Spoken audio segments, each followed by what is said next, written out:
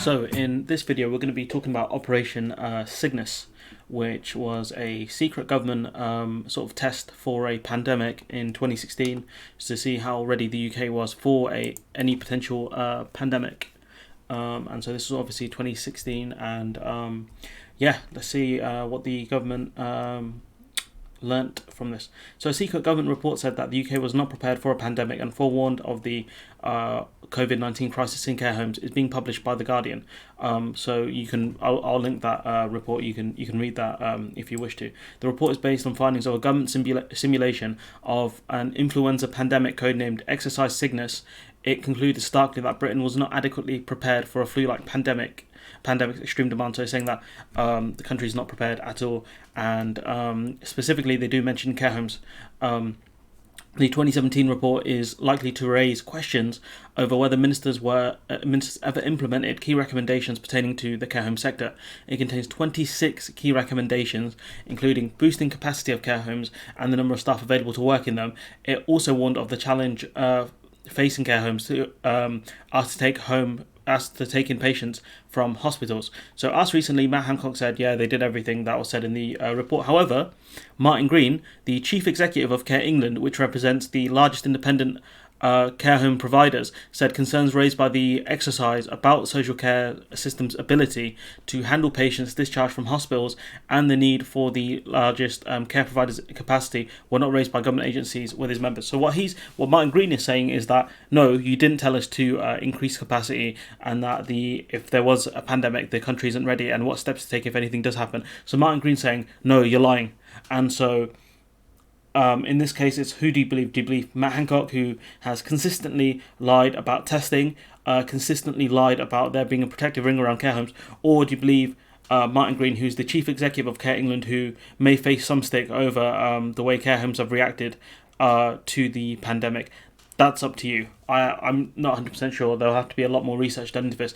I would err with Martin Green purely because the government in this case have a much bigger reason to lie. So Mr. Green said, it beggars belief that the report that made some really clear recommendations that haven't been implemented. If they had been implemented in place, a response to every one, we would have been in a much better place at the start of the pandemic. 100% agree with that. Had care homes had more facilities, had places where they could have put people that have been released from hospital with flu-like symptoms into the care homes, if they had like a separate quarantine space to put people into, in order to stop like a spread within the care homes, which we've had now, would be in a much better position.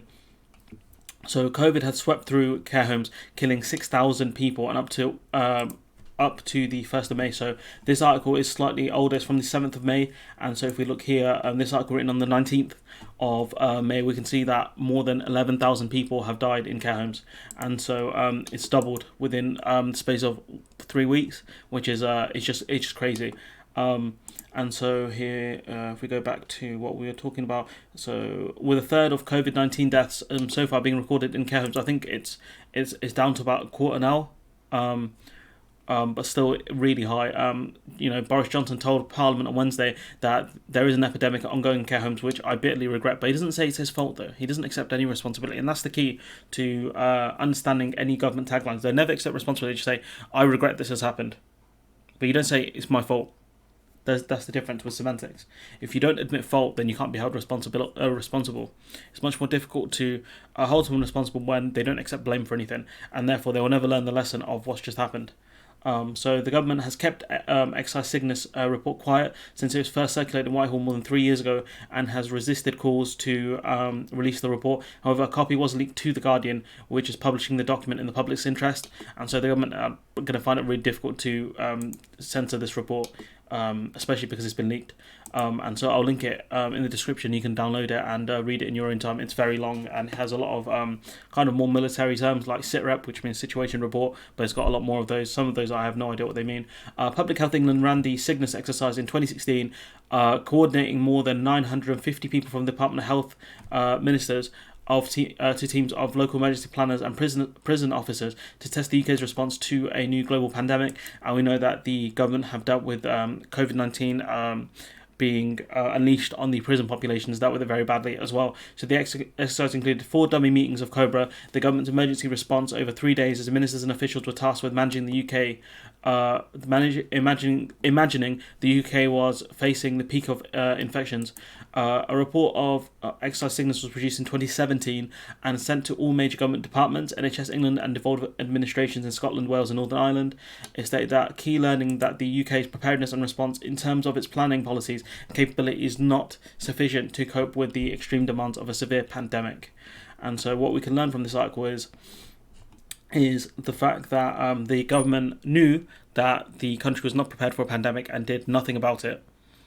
That's what we can learn from this. They knew that the country was not prepared and they did nothing.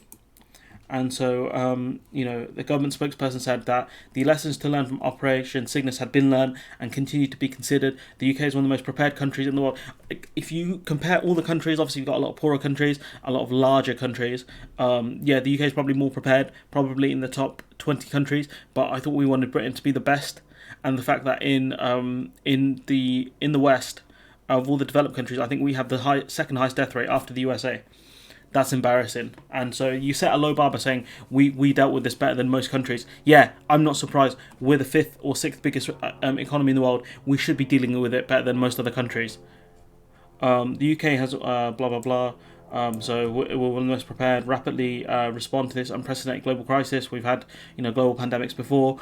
We have followed the science-led action plan, and so as I've covered before in my previous video, I'll link that below, about the SAGE advice, essentially not even following the World Health Organization advice, but also the fact that the government probably stacked the SAGE committees with scientists who believed in herd immunity, and therefore gave them the ability to say that we followed the science even though the science was wrong, and a minister also saying that perhaps the science was wrong and therefore they're going to throw the scientists under the bus. So have fun with that with your PhDs. You're getting thrown under the bus by a clown.